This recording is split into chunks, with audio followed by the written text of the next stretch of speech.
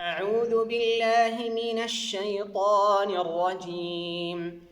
فخلف من بعدهم خلف أضاعوا الصلاة واتبعوا الشهوات فسوف يلقون غيا إلا من تاب وآمن وعمل صالحا فأولئك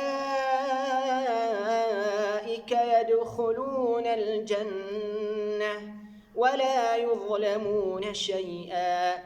جنات عدن التي وعد الرحمن عباده بالغيب إنه كان وعده مأتيا. لا يسمعون فيها لغوا إلا سلاما ولهم رزقهم فيها بكرة وعشيا. تلك الجنة التي نورث من عبادنا من كان تقيا.